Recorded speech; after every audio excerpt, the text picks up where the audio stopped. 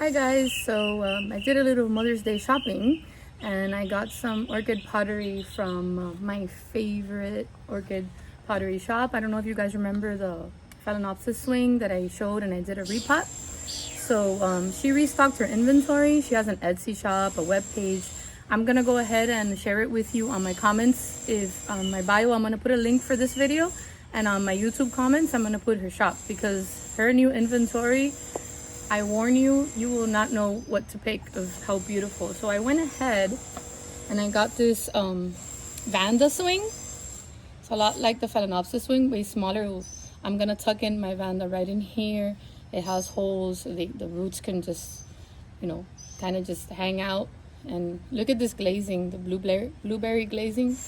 And the thing that I love about her pots is the detail, and she's also a fellow orchid lover, so she knows what our orchids need. So I have also this one, I believe it's called like a bubble.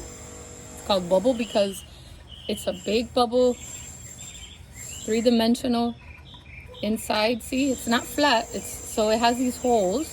My plan on this is to put the little Cattleya that I recently purchased. I'm going to tie her up here in the front.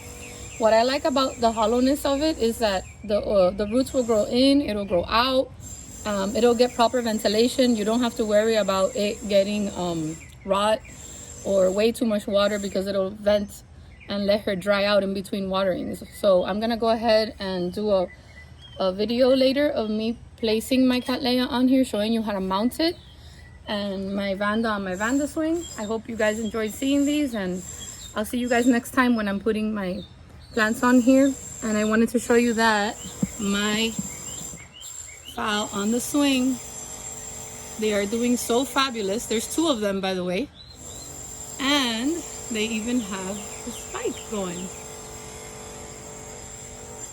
See y'all next time.